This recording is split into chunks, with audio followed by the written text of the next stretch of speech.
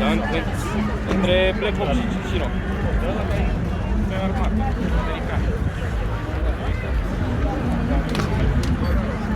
Hai, te pide Typhoon? Vale.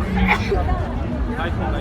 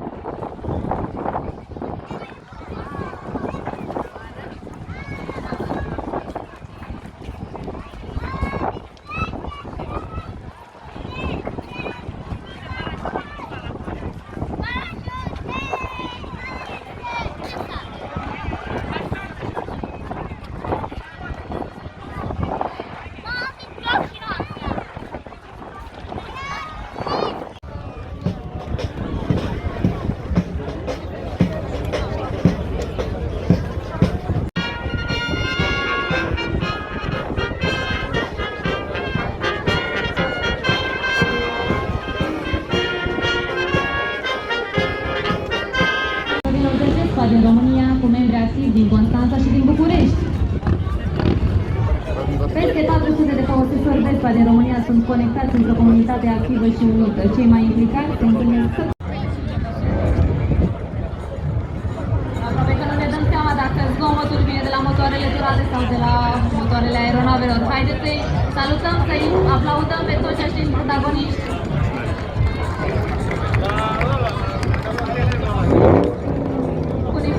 Mustang și aviație este adânc rădăcinată în ADN-ul acestui automobil iconic. Lași peste umăr, ține audă pe viteză, intră către verticală, trage supra-sarcină către verticală, cum este pornit, se rotește în sus, viteza scade, cum așa de manșă și palonier, se rotește, rămâne agățat, acolo sus în motor, viteză 0, Andreea se bazează pe motorul Samurai cu 6 cilindri, orizontal puși. Bine, către planetă și am viteză. Trage din nou din supra-sarcină, ajunge pe spate, looping perpendicular pe asta demonstrației, cu declanșate în sus.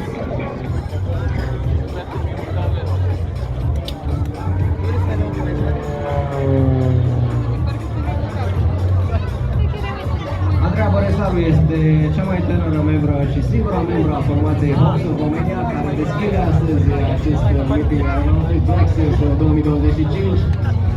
Pilot de acrobație, cum evident se poate vedea pe cer, pe verticala aeroportului internațional Mihai Tărănicianu de la Constanța, o locație pe care o iubim și de care ne bucurăm în fiecare an. Iată că Andreea ne arată curta avionului său superb, avion de acrobație Extra 330 SC, cel mai performant avion din flota Aeroclubului României pe partea de acrobație.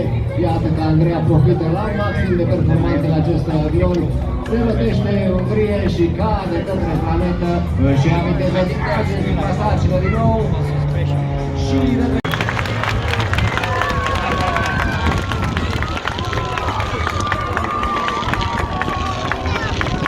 bine și stă aproape de noi, dă prin spatele tricolorului și trage din nou în pasagile, vine aproape de dumneavoastră.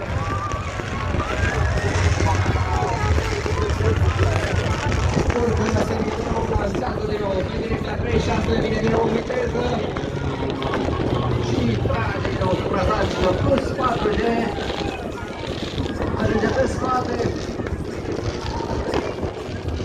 și se mită nou pe 45 de grade în coborâre, jumătate de un cubanez. Folosesc tot la formație cu Andreea, ne arată aripi de soare tricolore.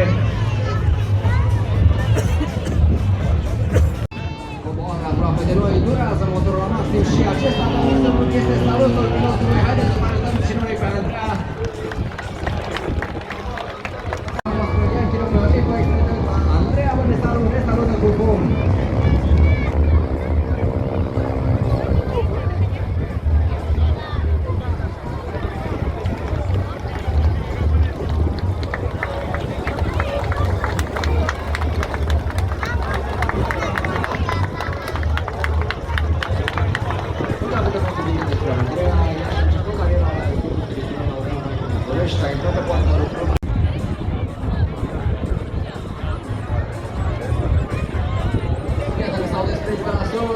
partea stângă, cu fumul pornit sau o formație strânsă, formație eșalon, 3 aeronave ultra ușoare care se bat cu vântul pentru a câștiga înălțime.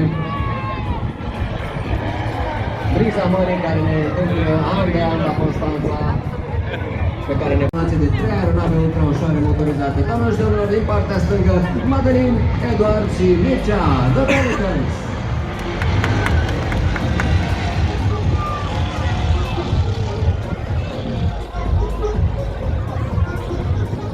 Cele 3 aeronave pe care le vedem acum sus sunt aeronave ultra ușoare. Haideți să ne pregătim aparatele foto pentru această frumoasă trecere a The Pelicans pe direcția 36. Însă iată că m-am înșelat, Mădălin este capul formației, Eduard în spate și Mircea se vedește foarte frumos în spatele formației. Mircea face o treabă foarte, foarte delicată acum, deoarece și cu fumul la maxim.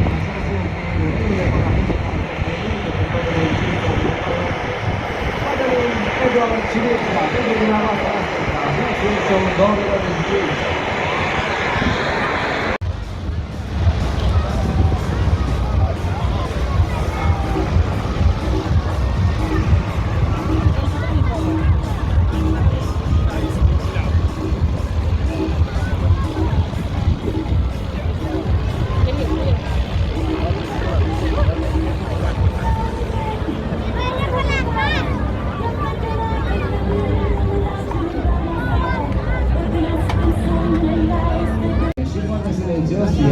Toți parașutiștii pe care îi putem vedea acum ne pot auzi, ne văd foarte bine. Doamnelor și domnilor, haideți să-i salutăm și să aplaudăm pe componenții lotului național de parașutiști al Aeroclubului României.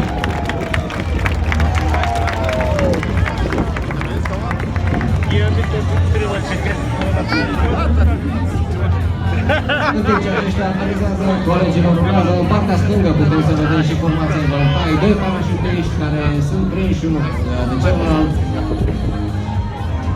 Formație mai puțin vizibilă în această evoluție, este foarte frumos făcută de către Oțela Cătălin și Gheorghe Mihai, care au rupt formația în partea stângă.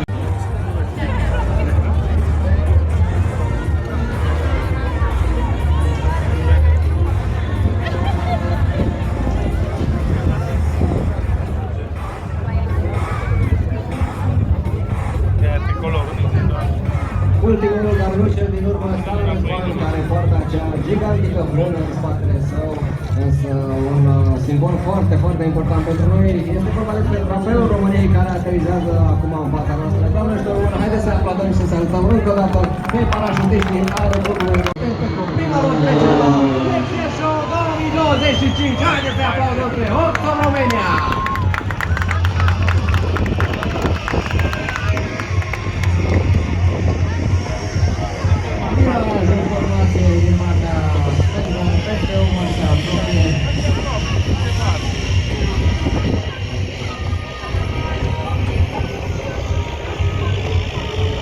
Se apropie în partea stângă 45 de grade. Față de demonstrație, George, Lozi, Andreea, Teo și Mari.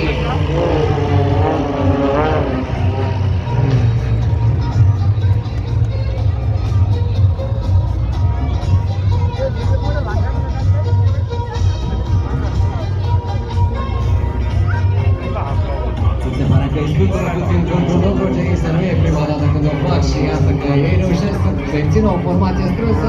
Ne arată aripile tricolore la Mexico, la aeroportul internațional. Yankee Romeo, Eco X-Ray Delta, Andreea Mănesaru! Ajunge pe spate la joasă înălțime și 1, 2, 1 tonou și 3 sferturi.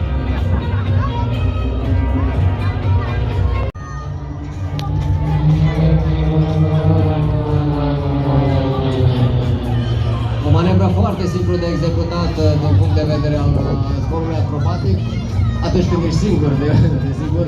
Când ai alte 3 aeronave în spatele tău, de lucrurile se complică exponențial. Însă iată că Hoxo România reușește să descrie primul floor looping la Hoxo România Lecție Show 2025! Să vedem schema de obține de pe botul aeronavei este un zâmbet care o caracterizează foarte bine pe Andreea, deoarece ea se urcă de fiecare dată cu zâmbetul pe buze în același timp.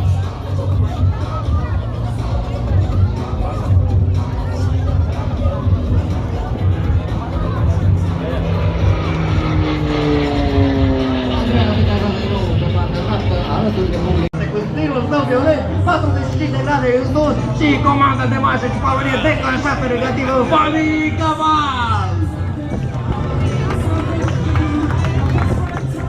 Și trage o viteză mică de mâine aproape de noi de drumul se folosește de motor, comandă violentă de promotor. Bravo, Vali!